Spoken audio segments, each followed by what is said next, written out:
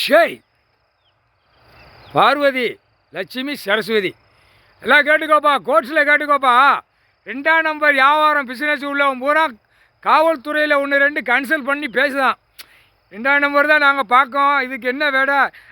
நாங்கள் எங்கள் தலைவர் இருக்கார், அரசியல்வாதி இருக்கார், நீங்களாட்டு ஓட்டுங்க காவல்துறையில். புரியா? 2வது கணக்கில் எம்எல்ஏட்டு போய் கேட்கான் 2ஆம் நம்பர், அவனும் 2ஆம் நம்பர் தான் பார்க்கான். எங்கே மந்திரி இருக்கான், முதலமைச்சர் இருக்கான், நீயாட்டு வேலையை பாரு, நாங்கள் இருக்கோம் அப்படிங்க. அடுத்தாப்புல 3வது கணக்கில் போய் கேட்கான் 2ஆம் நம்பர் வியாபாரம் பார்க்குறவன், பிஸ்னஸ் வியாபாரம் பார்க்குறவன். எங்கே 10ஆம் நம்பர் 20ஆம் நம்பர் வியாபாரம் பார்க்கான்ல, அவன் போய் எம்பிகிட்ட போய் கேட்கான். எங்களுக்கு இங்கே ஆள் இருக்கார், எங்கள் ஆள் எல்லாம் தலைவர் இருக்கார் அப்படிமா. அப்படித்தான் கணக்கை சொல்லிவிட்டு ஓடிட்டு அலைதான்.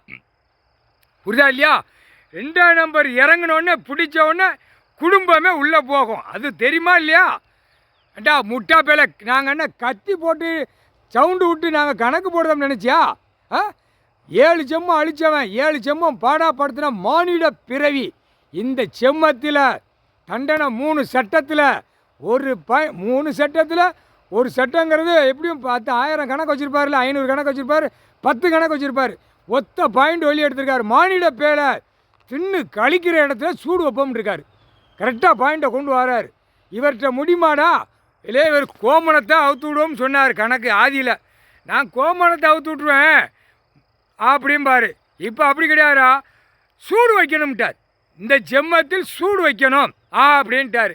அப்போ சூடு வாங்கி போவான். புரியுதா இல்லையா? அதுக்கு தான் இந்த 60 நாள் டைம் கணக்கு வரைக்கும் நல்லா ஆட்டி ஓட்டி நல்லா சாப்பிட்டுக்கோங்கடா, நல்லா விரட்டி பூமி அழிங்கடா அப்படின்ட்டுருக்காரு.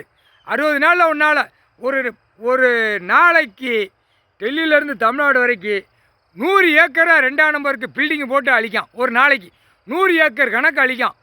100 ஏக்கரை பூமியில் அழிக்கான். கரெக்டாக நீ கணக்கு கொடுக்காரு. 100 ஏக்கர் பில்டிங்கை போட்டு அழிக்கான். அப்போ என்ன செய்யணும் ஒன்றுங்களா? அப்போ கணக்கு நீதிமன்ற கோர்ட்லேருந்து கணக்கை இடணும், கணக்கு பார்க்கணும், கணக்கு இடணும். அந்த கணக்கு இல்லாமல் இன்னும் உட்காந்துக்கிட்டு இருக்கியா அப்படிங்காரு. புரியா இல்லையா?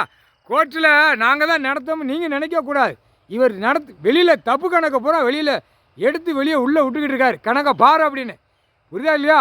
ஒரு நாளைக்கு 100 ஏக்கர் அழிக்கான். டெல்லி டு தமிழ்நாடு, தமிழ்நாடு டெல்லி எல்லாம் கட்டடமாக போட்டு. அப்போ அடிக்கிற அடியில் அடித்தா எப்படி இருக்கும்? துவைச்சி தொங்க விட்டுருவார். முக்கால் சத்தியாக புரிஞ்சுக்கப்பா. எலுமிச்சம்பழம் கனி பத்திரப்பதிவில் எரியுதும் எல்லாம் அந்த பத்திரப்பதிவில் எல்லாரும் சிக்கலில் மாட்டுவான். பெண்ணு சொத்து, ஆண் சொத்து, எல்லாம் பேரம்பேத்தி சொத்து, எல்லாம் நொட்டு நொடுக்குன்னு சொத்துக்களை பூரா பிரித்து எடுக்கையில் உள்ள செயலறையில் தள்ளிடுவார். முக்கால் சத்தியம் புரிஞ்சுக்கோங்கடா. உயிர் வாழ்றதுக்கு மாநில பேர் என்ன கொடுத்துருக்காரு?